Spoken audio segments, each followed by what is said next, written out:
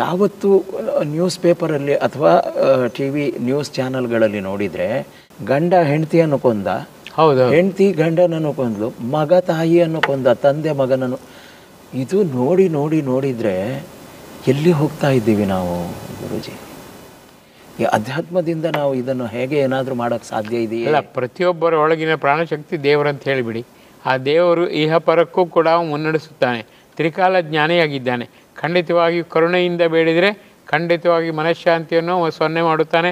ಅಶಾಂತಿ, ಆಮೇಲೆ ಉದ್ವೇಗ, ಗಡಿಬಿಡಿ, ಗಾಬರಿನೆಲ್ಲ ತೆಗೆದು ನಿರಾಯಾಸವಾಗಿ, ನಿರಾತಂಕವಾಗಿ, ನಿರ್ವಿಘ್ನವಾಗಿ ಎಲ್ಲ ಕೆಲಸವನ್ನು ಮೇಲೇರಿಸುತ್ತಾನೆ, ಮುದ್ದಿಸುತ್ತಾನೆ. ಮಾತನಾಡಿ ನಿಮ್ಮಲ್ಲಿ ಅಸಾಧ್ಯವಾದ ಧೈರ್ಯ ತುಂಬಿ ಖಂಡಿತ ಮಗು ಮುದ್ದು ಅಂತ ಕರೆದು ನಿಮ್ಮಲ್ಲಿ ಪ್ರಾಣಪ್ರಿಯನಾಗಿ ಸದಾಕಾಲ ಜೊತೆಗೂಡುತ್ತಾನೆ. ಇದು ಸತ್ಯ. ನನ್ನ ಜೀವನದಲ್ಲಿ ಲಕ್ಷಾಂತರ ಬಾರಿ ಪಡೆದಿದ್ದೇನೆ ಅಂತ ಹೇಳುವವರು ಇಂದಿನ ಆಧುನಿಕ ಮನುಷ್ಯರಿಗೆ ದಾರಿ ತೋರಬೇಕು. ಯಥಾರ್ಥ ಕಾವಿದಾರಿಗಳು ಈ ಕೆಲಸ ಮಾಡಬೇಕು. ಯಾಕಂದರೆ ಏನು ಬೇಡ ಅಂತ ಕಾವಿ ಹಾಕಿದ್ದಲ್ಲ ಅವರು. ಬೆಂಕಿಯಂತೆ ನಾನು ಎಲ್ಲವುದನ್ನು ಸುಟ್ಟು ಬಿಡುತ್ತೇನೆ, ನನಗೆ ಯಾವ ಆಶೆಯೂ ಇಲ್ಲ. ಅವ್ರು ಮಾಡಬೇಕು ಈ ಕೆಲಸ. ಅವ್ರು ಬರೀ ಮನೆ ಮಠ ಮಾಡಿಕೊಂಡು ಆಸ್ತಿ ಪಾಸ್ತಿಯಿಂದ ಮಾಡಿಕೊಂಡು ಕ್ಯಾರಾಫ್ 10 ಮಾಳಿಗೆ 20 ಮಾಳಿಗೆ ಅಂತ ಹೇಳೋದಲ್ಲ. But who will bell the cat? Guruji ಅದಕ್ಕೆ ಕೇಳ್ತಾರೆ, ನನ್ನ ಮೇಲೆ ಭರವಸೆ ಇಡು, ನಾನು ಸರಿ ಮಾಡ್ತೇನೆ. ಯಾರಿದ್ದಾರೆ ಭರವಸೆರ್ತಾರೆ? ನನ್ನ ಆಸ್ತಿ ಪಾಸ್ತಿ, ಎಲ್ಲರಲ್ಲೂ ಆಸ್ತಿ ಪಾಸ್ತಿ ಇದೆ. ಯೋಚನೆ ಮಾಡಿ. ಹೌದು, ಏನು ಬೇಡ ಅಂಬೋರು ಕೂಡ ಬ್ಯಾಂಕ್ನಲ್ಲಿ ಅಕೌಂಟ್ ಇದೆ. ಹೌದು, ಅಕೌಂಟ್ನಲ್ಲಿ ದುಡ್ಡಿದೆ.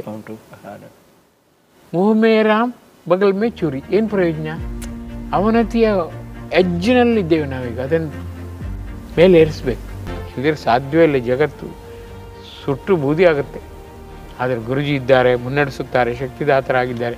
ಎರೈಸಬೇಕು, ಉತ್ತಿಷ್ಟ ಜಾಗ್ರತೆ ಅಂತಾರೆ ನೋಡಿ. ಒಂದು ಸರಿ ಎರೈಸಿ ಅಂದ್ಕೊಂಡು ನೀವು ಕಂಡು ಬಿಡ್ತೀವಿ, ಪುನಃ ಮಲ್ಕೊಂತೀವಿ. ಅದಕ್ಕೆ ಅವಿವೇಕದ್ದು ಎಷ್ಟು ಸತ್ಯ ಅದು ಮಾತ್ರ. ಹೌದು ಹೌದು, ಅರ್ಥ ಮಾಡ್ಕೊಂಡ್ರೆ ಎಷ್ಟು ಸುಲಭ. ಗುರಿ ಮುಟ್ಟುವವರೆಗೆ ನಿಲ್ಬೇಡ ಅಂದ್ರೆ ಆತ್ಮ ಸಾಕ್ಷಾತ್ಕಾರದವರೆಗೆ ನಿಲ್ಬೇಡ. ಪ್ರಾಣಶಕ್ತಿಯನ್ನು ಒಳಗೆ ಗಟ್ಟಿ ನಂಬಿಕೋ, ತುಂಬಿಕೋ. ನೀರನ್ನಾಗು, ಇರನಾಗು, ಶೂರನಾಗು. ಎಷ್ಟು ಅದ್ಭುತವಾಗಿ ಅವ್ರಿಗೆ ಒಂದೊಂದು ಲಿಟ್ರೇಚರ್ ಓದಿರಿ 10 ದಿನ ನಿದ್ರೆ ಬರ್ತಿರ್ಲಿಲ್ಲ ನಂಗೆ ಮುಂಚೆ. ನಿದ್ರೆ ಮಾಡೋಕ್ಕೋದ್ರೆ ಇದು ನಿದ್ರೆಗೆ ಕಾಲ ಅಲ್ಲ ಅಂತ ಹೇಳ್ತಿದ್ದೇನೆ. ಎಂಥ ಒಂದು ಲಿಟ್ರೇಚರ್ಗೆ. ನನ್ನ ಕಾಲೇಜ್ ಡೇಸ್ಗಳಲ್ಲಿ ನಾನು ಕಲ್ತಿದ್ದು ಸ್ವಾಮಿ ವಿವೇಕಾನಂದ ಕಾಲೇಜು. ಎಲ್ಲಿ? ಪುತ್ತೂರಲ್ಲಿ. ಹೌದಾ? ಹೌದು ಹೌದು, ಸರಿ. ಅದರಿಂದ ಅಲ್ಲಿ ನಿಮ್ಮ ಇಲ್ಲಿರುವ ಮೂರ್ತಿ ಥರನೇ ಒಂದು ಮೂರ್ತಿ, ಕರೆಕ್ಟ್, ಸ್ವಾಮೀಜಿ ಒಂದು ನಿಲುವು ಇದೆ ನೋಡಿ. ಆ ನಿಲುವು ಎಂಥ ಶಕ್ತಿ ಕೊಡುತ್ತೆ ಅಂತ ಹೇಳಿದ್ರೆ, ಅವ್ರು ನಿಂತ ರೀತಿ, ಕರೆಕ್ಟ್, ಅದೇ ಒಂದು ಎನರ್ಜಿ. ಅದು ಕೇವಲ ಒಂದು ಮೂರ್ತಿ ಅಲ್ಲ, ವಿದ್ಯುತ್ ಪ್ರವಾಹ. ವಿದ್ಯುತ್ ಪ್ರವಾಹ.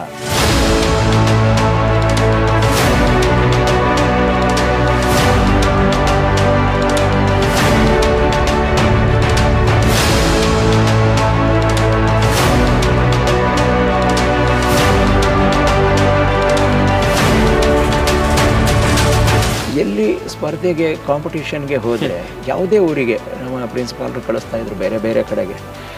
ಮೈಸೂರು ಯೂನಿವರ್ಸಿಟಿಗೆ ಕಾಂಪಿಟೇಷನ್ಗೆ ಹೋದಾಗ, ಮಂಗಳೂರಿಗೆ ಹೋದಾಗ, ಎಲ್ಲ ಕಡೆಗೆ ಹೋದಾಗ 1 ನಿಮಿಷ ಆ ಮೂರ್ತಿಯನ್ನು ನೆನೆಸ್ಕೋ ಅಂತ ಹೇಳೋರು ನಮ್ಮ.